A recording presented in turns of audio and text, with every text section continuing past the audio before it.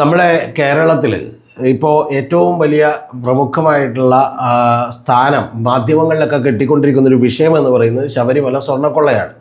ആ ശബരിമല സ്വർണ്ണക്കൊള്ളയുമായി ബന്ധപ്പെട്ട് CPM വലിയ ഡിഫൻസിലായിരുന്നു, പ്രതിരോധത്തിലായിരുന്നു എന്നുള്ള കാര്യത്തിലൊന്നും ആർക്കും ഒരു തർക്കമില്ല. അതിൻ്റെ പ്രധാനപ്പെട്ട കാരണം പത്മകുമാർ എന്ന് പറയുന്ന 44-ാമത്തെ വയസ്സിൽ തന്നെ MLA ആയ, പിന്നീട് 42 വർഷങ്ങളായി CPMൻ്റെ സന്തത സഹചാരിയായിട്ടുള്ള, ജില്ലാ കമ്മിറ്റി മെമ്പറായിട്ടുള്ള, കഴിഞ്ഞ തവണ സ്റ്റേറ്റ് കമ്മിറ്റിയിലേക്ക് കയറാൻ പറ്റാത്തതുകൊണ്ട് ചില പരിഭവങ്ങൾ പ്രകടിപ്പിച്ച പത്മകുമാർ അറസ്റ്റിലായി എന്നുള്ളത് നമുക്കറിയാം.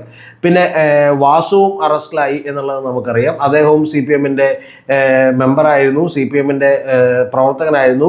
PK ഗുരുദാസൻ്റെ കീഴിൽ അദ്ദേഹം മന്ത്രിയായിരിക്കും, അദ്ദേഹത്തിൻ്റെ സ്റ്റാഫിലുണ്ടായിരുന്ന ഒരാളാണ്. CPMൻ്റെ നോമിനിയായി ദേവസ്വം ബോർഡ് കമ്മീഷണറായ ഒരാളാണ്, ദേവസ്വം ബോർഡിൻ്റെ കമ്മിറ്റിയിലേക്ക് നോമിനേറ്റ് ചെയ്യപ്പെട്ട ഒരാളാണ്. അപ്പോൾ ഇത്തരത്തിലുള്ള ആളുകളൊക്കെ തന്നെ അറസ്റ്റിലായി. അതിനുശേഷം വിജയകുമാർ എന്ന് പറയുന്ന CPMൻ്റെ ഒരു ഏരിയ കമ്മിറ്റി മെമ്പർ കൂടി അറസ്റ്റിലാക്കപ്പെട്ടു. കാരണം അദ്ദേഹവും ബോർഡ് മെമ്പറായിരുന്നു തിരുവിതാംകൂർ ദേവസ്വം ബോർഡിൻ്റെ. ഇത്തരത്തിലുള്ള ആളുകളൊക്കെ തന്നെ അറസ്റ്റ് ചെയ്യപ്പെട്ടു. CPM വലിയ പ്രതിരോധത്തിൽ നിൽക്കായിരുന്നു എന്നുള്ളത് നമുക്കറിയാം. അങ്ങനെ പ്രതിരോധത്തിൽ നിൽക്കുമ്പോഴാണ് CPMന് ഒരു പിടിവള്ളിയായി കിട്ടിയത്. കാരണം ഈ ഉണ്ണികൃഷ്ണൻ പോറ്റി എന്ന് പറയുന്ന ഒരാൾ, അദ്ദേഹം യഥാർത്ഥത്തിൽ ഈ പറയുന്ന ആൻറ്റോ ആൻ്റണിയുടെ ഒപ്പവും അതുപോലെ തന്നെ അടൂർ പ്രകാശിൻ്റെ ഒപ്പവും ഒക്കെ നിൽക്കുന്ന ചിത്രങ്ങൾ കണ്ടു എന്ന് മാത്രമല്ല, യഥാർത്ഥത്തിൽ ഇവരൊക്കെ കൂടിച്ചേർന്ന്, അതായത് ഈ പറയുന്ന ഇപ്പോൾ കേസിൽ അറസ്റ്റിലായിട്ടുള്ള വലിയ വ്യവസായിയായിട്ടുള്ള, ബെല്ലാരിയിലെ വ്യവസായിയും ജ്വല്ലറിയുടേതുമായിട്ടുള്ള ഗോവർദ്ധനും ഉണ്ണികൃഷ്ണൻ പോറ്റിയും, അതായത് സ്വർണം കട്ടയാളും സ്വർണം വാങ്ങിച്ചയാളും എന്നൊക്കെ സംശയിക്കുന്ന ബെല്ലാരിയിലെ പറഞ്ഞ ഗോവർദ്ധനുമൊക്കെ അടക്കം സോണിയാഗാന്ധിയുമായിട്ട് നിൽക്കുന്ന ചിത്രങ്ങളൊക്കെ തന്നെ പുറത്തു വന്നു. അപ്പോൾ ഈ ചിത്രങ്ങളൊക്കെ തന്നെ പുറത്തു വന്നപ്പോൾ വലിയ തോതിലുള്ള ഒരു ഡാമേജ്, ഒരു പ്രതിരോധം കോൺഗ്രസിനും തീർക്കേണ്ടി വന്നു എന്നുള്ളത് വാസ്തവമാണ്. ഭരിക്കുന്നവർക്കാണ് ഉത്തരവാദിത്തം എന്നൊക്കെ പറയാമെങ്കിൽ പോലും യഥാർത്ഥത്തിൽ ഈ പറയുന്ന ഒരു ചെറിയ ഡിഫൻസിലേക്ക്, പ്രതിരോധത്തിലേക്ക് കോൺഗ്രസ് അടക്കം മാറി എന്നുള്ളത് വാസ്തവമാണ്. ഇത് കൂടാതെ അദ്ദേഹം ഈ ഉണ്ണികൃഷ്ണൻ പോറ്റിയുമായി ചെന്ന് ഒരു തവണ കണ്ടു എന്നുള്ളത് മാത്രമല്ല, രണ്ടാമത്തെ തവണ കാണുമ്പോൾ ഈ സോണിയാഗാന്ധിക്ക് ഒരു ചരട് കെട്ടിക്കൊടുക്കുന്നതിൻ്റെ ദൃശ്യങ്ങളുണ്ട്. ചരടാണോ ബ്രേസ്ലെറ്റ് ആണോ എന്ന് നമുക്കറിയില്ല. അപ്പോൾ അത്തരത്തിൽ കെട്ടിക്കൊടുക്കുന്നതിൻ്റെ ദൃശ്യങ്ങൾ കണ്ടു. പക്ഷെ അത് വിശദീകരിക്കാൻ കോൺഗ്രസിന് ഇതേവരെ കഴിഞ്ഞിട്ടില്ല. കാരണം എന്തിനാണ് കണ്ടത് എന്നുള്ളത് പറഞ്ഞാൽ മതി, തുറന്ന് പറഞ്ഞാൽ മതി, ആ പ്രശ്നം അവിടെ തീരും. പക്ഷേ ഞാൻ ഇങ്ങനെയാണ് കണ്ടത് എന്ന് പറഞ്ഞാലും ഒക്കെ പ്രശ്നം തീരും. അത് യഥാർത്ഥത്തിൽ VD സതീശൻ എടുത്തിട്ടുള്ള പല നിലപാടുകളൊക്കെ അത്തരത്തിൽ നല്ല നിലപാടുകളാണ്. ഇപ്പോൾ മുഹമ്മദ് റിയാസ് ഒരു വ്ളോഗറെ ഇവിടെ കൊണ്ടുവന്ന് ടൂറിസം പ്രൊമോട്ട് ചെയ്യുന്നതിന് വേണ്ടി ചില പരിപാടികൾ നടത്തിയതുമായി ബന്ധപ്പെട്ട് പിന്നീട് അവരൊരു സ്പൈ വർക്ക് ചെയ്താണെന്ന് കണ്ടെത്തിയപ്പോൾ അദ്ദേഹം അന്ന് തന്നെ ആ വിവാദം അവസാനിപ്പിച്ചിരുന്നു. കാരണം അതുകൊണ്ട് മുഹമ്മദ് റിയാസിനെ കുറ്റപ്പെടുത്താനില്ല, അറിയാത്ത പലരും പത്രത്തിൽ ടൂറിസം ഡിപ്പാർട്ട്മെൻറ്റിന് വേണ്ടി പ്രൊമോഷനൊക്കെ വേണ്ടി വരാം, അവർ ചാരന്മാരാണെന്ന് നമ്മളെങ്ങനെ തിരിച്ചറിയും എന്ന് ചോദിച്ചുകൊണ്ട് ആ വിവാദം അവസാനിപ്പിച്ചു. പക്ഷേ കോൺഗ്രസ് ഇതിൻ്റെ പുറത്ത് വലിയ തോതിൽ ഈ പറയുന്ന പോലെ ഡിഫൻസിലായി എന്ന് നമുക്കറിയാം. പ്രത്യേകിച്ചും അടൂർ പ്രകാശിനെ ചോദ്യം ചെയ്യാൻ വിളിപ്പിക്കും എന്ന് പറയുന്ന വാർത്തകളൊക്കെ കൂടി വന്നതോടുകൂടി SITയുടെ പുറത്ത് തന്നെ സംശയം ഉന്നയിക്കുന്ന വാദങ്ങളുമായിട്ട് പ്രതിപക്ഷ നേതാവൊക്കെ തന്നെ എത്തിയത് തീർച്ചയായിട്ടും CPMന് വലിയ തോതിൽ ഒരു ആത്മവിശ്വാസം നൽകുകയും CPM തിരിച്ചാക്രമണത്തിന് മുതിരുകയും, സ്വർണം കട്ടവരൊക്കെ എവിടെയാണ് കയറിയത്, പോറ്റിയെ കയറ്റിയത് ആരപ്പോൾ, അത് സോണിയാഗാന്ധിയുടെ വീട്ടിലാണ് കയറിയത് എന്നൊക്കെ പറഞ്ഞുള്ള പാരഡികളും പല വാചകങ്ങളും ഒക്കെ തന്നെ പുറത്തേക്ക് വരികയും ഡാൻസ് കളിക്കുന്ന വീഡിയോകളൊക്കെ തന്നെ പുറത്തേക്ക് വരികയൊക്കെ ചെയ്തു. അപ്പോൾ ഇത് യഥാർത്ഥത്തിൽ ഇങ്ങനെ മുഴുകിക്കൊണ്ടിരിക്കുമ്പോഴാണ് നമുക്കെല്ലാവർക്കും തന്നെ ഉണ്ടായിരുന്ന സംശയം, എന്തിനാണ് ഈ പറയുന്ന പോലെ ഈ ചരട് സോണിയാഗാന്ധിയുടെ കാര്യത്തിൽ ഈ ചരട് കെട്ടിക്കൊടുത്തത് എന്താണ് എന്ന് പറയുന്ന ഒരു സംശയം ഉണ്ടായിരുന്നു. ആ സംശയത്തിന് എന്താണ് വിരാമമായിരിക്കുന്നു.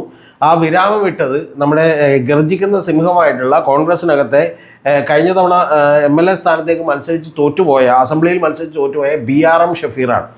BRM ഷഫീർ കഴിഞ്ഞ ദിവസങ്ങളിൽ മനോരമ ചാനലിൽ ഇരുന്നിട്ടുള്ള ഒരു ഡിബേറ്റിൽ അദ്ദേഹം യഥാർത്ഥത്തിൽ VK സനോജും ഈ BRM ഷഫീറും ഒക്കെ ഇരുന്നിട്ടുള്ള ഒരു ഡിബേറ്റാണ്. ആ ഡിബേറ്റിൽ മുഹമ്മദ് റാഷിദാണ് ആ ഡിബേറ്റ് നയിച്ചുകൊണ്ടിരുന്നത്, മനോരമ ചാനലിലാണ്. ആ മുഹമ്മദ് റാഷിദിൻ്റെ ചോദ്യത്തിന് മറുപടിയായിട്ട് അദ്ദേഹം പറഞ്ഞത്, ഈ പറയുന്ന സോണിയാഗാന്ധിക്ക് ഒരു വലിയ അസുഖം വന്നുവെന്നും ആ അസുഖം വന്നപ്പോഴേക്കും എന്ന് പറഞ്ഞാൽ താൻ പാതി ദൈവം പാതി എന്നൊക്കെയാണല്ലോ. അപ്പോൾ പലപ്പോഴും വിശ്വാസമൊക്കെ കൂടുമല്ലോ. അപ്പോൾ അങ്ങനെ വിശ്വാസം കൂടുന്നതിൻ്റെ ഭാഗമായിട്ട് ശബരിമലയിൽ നിന്ന് പൂജിച്ചൊരു ചരടാണ് എന്ന് പറഞ്ഞപ്പോൾ അവരെന്ത് ചെയ്തു, കയ്യിൽ കെട്ടാൻ വേണ്ടി സമ്മതിച്ചു എന്നുള്ളതാണ്. അപ്പോൾ അത്തരമൊരു അവസ്ഥയിലാണ് ഈ ചരട് കെട്ടിപ്പോയത് എന്നുള്ളതാണ് BRM ഷഫീർ പറഞ്ഞേക്കുന്നത്. യഥാർത്ഥത്തിൽ ഒന്നില്ലെങ്കിൽ BRM ഷഫീർ മിണ്ടാതിരിക്കുക, അല്ലെങ്കിൽ BRM ഷഫീർ ഇത്തരത്തിലുള്ള വാചകങ്ങൾ പറയാതിരിക്കുക. ഈ പറഞ്ഞു കഴിഞ്ഞപ്പോൾ വലിയൊരു ചോദ്യവും കൂടി BRM ഷഫീറിൻ്റെ മുമ്പിലേക്ക് എത്തി. ആ ചോദ്യത്തിന് BRM ഷഫീറിന് ഉത്തരവാദിത്വമില്ല. കാരണം ഈ സ്വർണം കക്കാൻ വേണ്ടി കൂട്ടുനിന്നിട്ടുള്ള കൊള്ളക്കാരായിട്ടുള്ള ആളുകൾ, അതായത് ഗോവർദ്ധനും ഉണ്ണികൃഷ്ണൻ പോറ്റിയും എല്ലാം ഒരുമിച്ച് എങ്ങനെയാണ് ഈ പറയുന്ന പോലെ സോണിയാഗാന്ധിയുടെ വീട്ടിൽ കൂട്ടം കൂടിയത് എന്നുള്ള ചോദ്യത്തിന് ഉത്തരമില്ലാതായി പോയി എന്നുള്ളതാണ് വാസ്തവം. യഥാർത്ഥത്തിൽ ഈ ബെല്ലാരി എന്ന് പറയുന്നത് സോണിയാഗാന്ധി നിരവധി തവണ പാർലമെന്റിലേക്ക് പ്രതികരിച്ചൊരു മണ്ഡലമാണ്. അവിടുത്തെ ഒരു വ്യവസായവർക്ക് പരിചയമുണ്ടാകാം.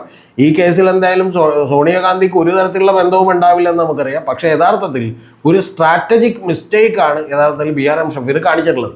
BRM ഷഫീർ ഇങ്ങനെ ആവേശത്തിൽ അപകടത്തിൽപ്പെടുന്നത് ഇത് ആദ്യമായിട്ടല്ല. അതുകൊണ്ടാണ് ഞാൻ ഈ വീഡിയോ എടുത്തത്. പ്രിയപ്പെട്ട BRM ഷഫീർ, താങ്കൾ കുറച്ചുകൂടി സംയമനം പാലിക്കണമെന്നാണ് എനിക്ക് പറയാനുള്ളത്. അതിൻ്റെ പ്രധാനപ്പെട്ട കാരണം ഏഷ്യാനെറ്റ് ന്യൂസിലും ഞാൻ ഇതുപോലെ ചർച്ച കണ്ടു. കാരണം BRM ഷഫീർ വന്ന് ചർച്ചയ്ക്കിരുന്നപ്പോൾ BRM ഷഫീർ പറഞ്ഞിട്ടുള്ള ഒരു വാചകം എന്ന് പറയുന്നത് ഈ രാഹുൽ മാങ്കൂട്ടവുമായി ബന്ധപ്പെട്ട ചർച്ചയിലാണ്. ആ ചർച്ചയിൽ പറയുന്നൊരു കാര്യം, രാഹുൽ മാങ്കൂട്ടത്തിന് ഇനി ഒരിക്കലും ഞങ്ങൾ സീറ്റ് കൊടുക്കില്ല പാലക്കാട് എന്ന് അദ്ദേഹം ഒരു പ്രസ്താവന നടത്തി. അപ്പോൾ സീറ്റ് കൊടുക്കില്ല എന്നുള്ളത് അദ്ദേഹം KPCC പറഞ്ഞിട്ടില്ല, അതുപോലെ തന്നെ മറ്റും പ്രമുഖരെ പ്രതിപക്ഷ നേതാവും പറഞ്ഞിട്ടില്ല, മറ്റൊരു നേതാവും പറഞ്ഞിട്ടില്ല. പറയാതിരിക്കുമ്പോഴാണ് BRM ഷഫീർ ഇത്തരത്തിൽ സ്വന്തമായിട്ടുള്ളൊരു പ്രസ്താവന നടത്തുന്നത്.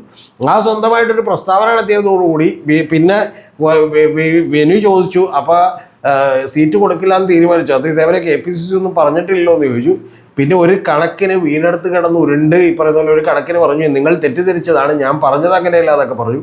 അപ്പോൾ വിനുവിൻ്റെ ഏറ്റവും വലിയൊരു വാചകമുണ്ട്, അതെൻ്റെ കുടുകുടാ ചിരിപ്പിച്ചു. വിനു പറയുന്നത് പറഞ്ഞതൊക്കെ അത് തന്നെയാണ്, പക്ഷെ വേണമെങ്കിൽ തിരുത്തിക്കോ, വെറുതെ ബുദ്ധിമുട്ട് ഏറ്റുവാകേണ്ടല്ലോ എന്ന് പറഞ്ഞു. പക്ഷെ എന്നിട്ടും BRM ഷഫീർ ഞാനങ്ങനെ ഉദ്ദേശിച്ചില്ല, പകരം അങ്ങനെ കൊടുക്കില്ല എന്ന് പറഞ്ഞിട്ടില്ല. അതൊക്കെ പാർട്ടി പറയും, കാരണം ഞാൻ പറയുന്നത് ശരിയായിട്ടുള്ളൊരു കാര്യമല്ല എന്നൊക്കെ പറഞ്ഞ് എന്ത് ചെയ്തു, കിടന്ന് ഉരുളുന്നതാണ് കണ്ടത്. അതുകൊണ്ട് BRM ഷഫീറിനോട് എനിക്ക് പറയാനുള്ളത്, ഇത്തരത്തിൽ വികലമായിട്ടുള്ള ഈ ന്യായീകരണങ്ങൾ ചമച്ചാൽ അത് കുറേ കൂടി ഈ പറയുന്ന പോലെ എന്ത് ചെയ്യും, വലിയ ബുദ്ധിമുട്ടാകും. നമ്മൾ മലർന്ന് കിടന്ന് തുപ്പുക എന്നൊക്കെ പറയുന്ന, അല്ലെങ്കിൽ ഇരിക്കുന്ന മുമ്പ് മുറിക്കുക എന്നൊക്കെ പറയുന്ന പോലുള്ള ഒരു പരിപാടിയാണ് യഥാർത്ഥത്തിൽ BRM ഷഫീർ കാഴ്ചവെച്ചിട്ടുള്ളത്. ഇന്ന് അതുകൂടി മാധ്യമങ്ങളിലും സോഷ്യൽ മീഡിയകളിലുമൊക്കെ വലിയ ബൈറ്റായി പുറത്തേക്ക് വരും എന്നുള്ളതാണ് വാസ്തവം. അല്ലെങ്കിൽ തന്നെ ഇപ്പോൾ കെ സുധാകരനൊക്കെ എന്ത് ചെയ്തു, കൂടോത്രം ചെയ്യുന്നതിൻ്റെയും ഈ പറയുന്ന തകിട് കണ്ടെടുക്കുന്നതിൻ്റെയും ദൈവമേ കാല് പോയാനെ എന്നൊക്കെ പറയുന്നതിൻ്റെയും ഒക്കെ നാണക്കേടിൽ നിന്ന് കോൺഗ്രസ് ഒന്ന് ഏതാണ്ട് കയറി വരുന്നേ ഉള്ളൂ. അപ്പോഴാണ് BRM ഷഫീറൊക്കെ ഇത്തരത്തിലുള്ള ചില പ്രകടനങ്ങൾ നമ്മുടെ ചാനൽ ചർച്ചകളിൽ നടക്കുന്നത്. വികാരം കൊണ്ട് ഇങ്ങനെയൊക്കെ പറയരുത്, താങ്കൾ കുറച്ചുകൂടി നിയന്ത്രിക്കണമെന്നാണ് സ്നേഹബുദ്ധിയ BRM ഷഫീറിനോട് എനിക്ക് ഉപദേശിക്കാനുള്ളത്. അല്ലെങ്കിൽ കോൺഗ്രസിന് വലിയ തലവേദനയാകും.